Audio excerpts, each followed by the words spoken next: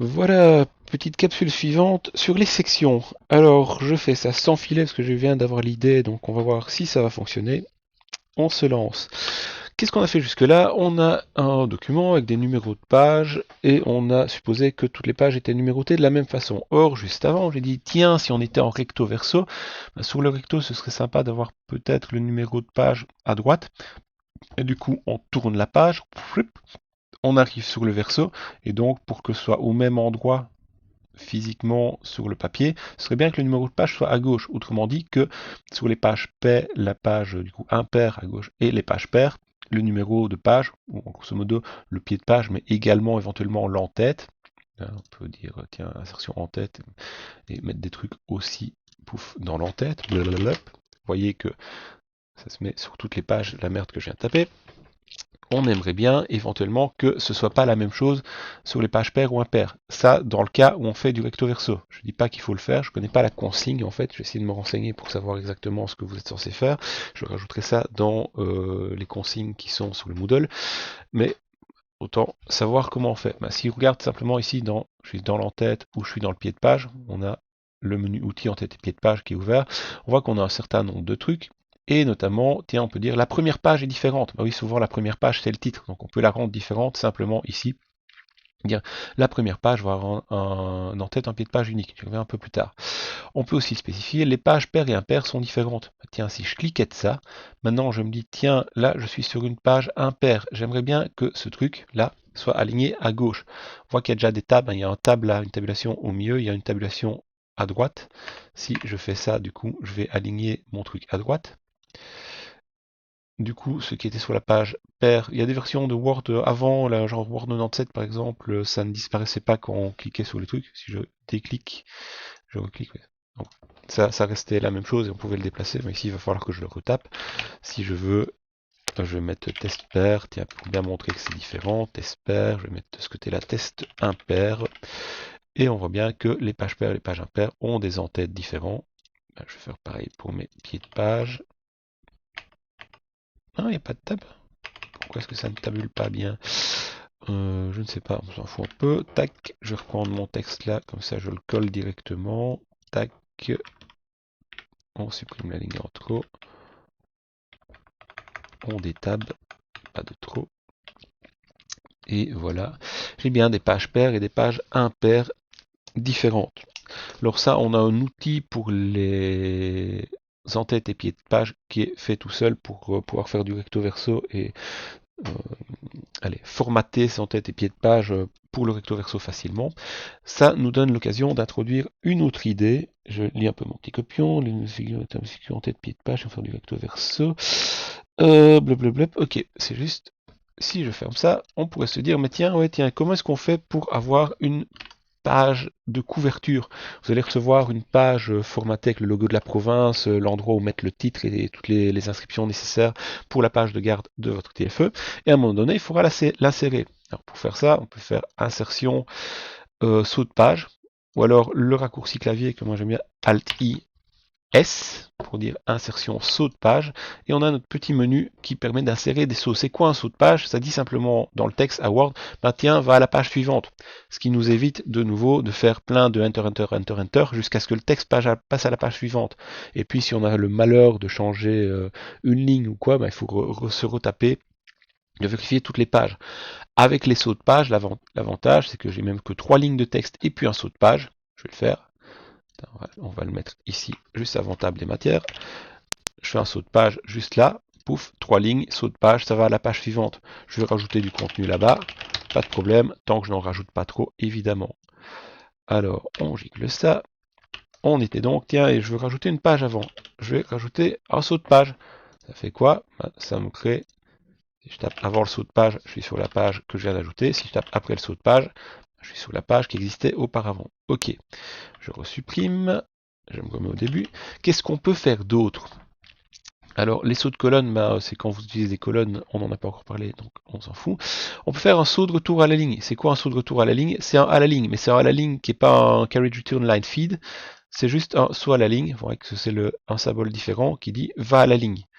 Donc, quelle est la différence entre ces deux trucs?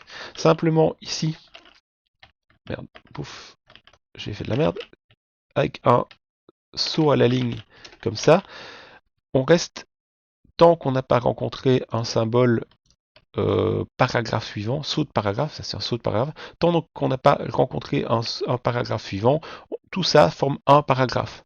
Je vais à la ligne, ici, dans le même paragraphe. Si je fais un Enter, ça passe au paragraphe suivant, et on voit bien que là, ben, il m'a... J'ai mon saut de ligne qui est là. Là, il m'a créé un espace puisque j'ai un saut de paragraphe. On a spécifié que les paragraphes avaient genre un certain nombre de points vides avant leur début. Ben, c'est un nouveau paragraphe, il y a du vide. C'est un saut à la ligne. C'est dans le même paragraphe. Donc le format de début et de fin de paragraphe ne s'applique pas.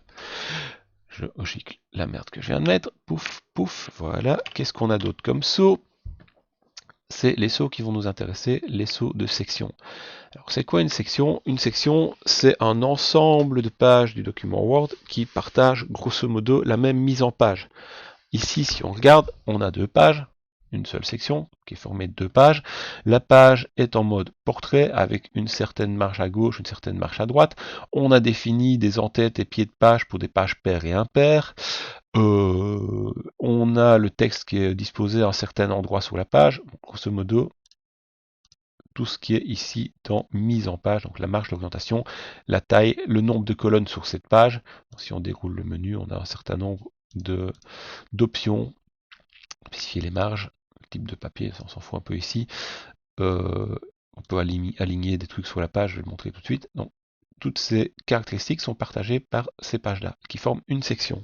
Maintenant, si je fais un saut de section, je vais faire un saut de section, quoi? Page suivante, ben, ça va simplement créer un saut, qui va créer une nouvelle page, mais qui va dire la page précédente et la page suivante. Je vais le faire, pouf, page suivante.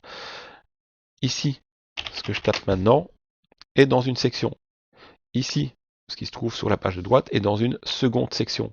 Donc, on a d'ailleurs, pour s'en convaincre, il suffit de cliquer dans le pied de page. Ici, on va avoir un en-tête, un pied de page, section 1.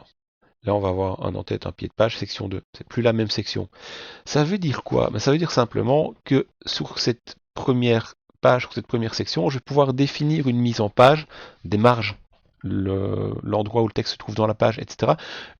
L'orientation de la page. On pourrait mettre on va le faire d'ailleurs. Tiens, on va mettre cette page-là en paysage. Oui, mais je vais trop vite.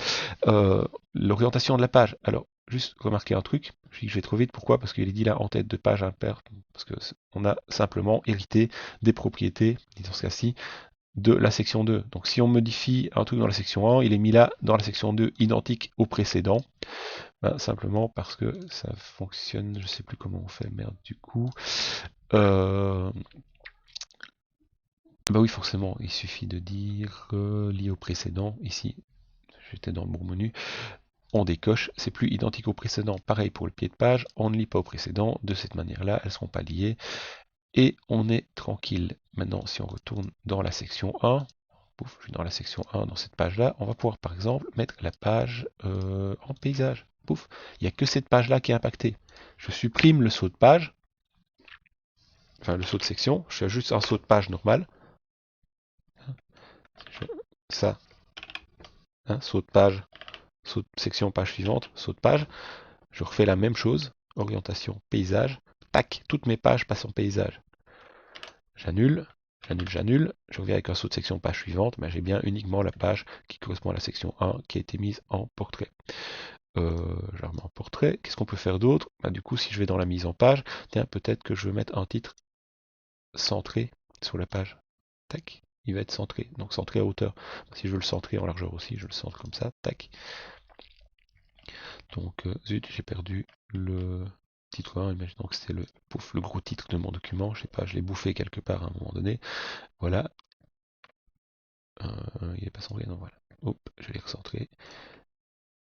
J'ai une section différente. Peut-être que je ne veux pas de numérotation, ni d'en-tête, dans cette page de garde.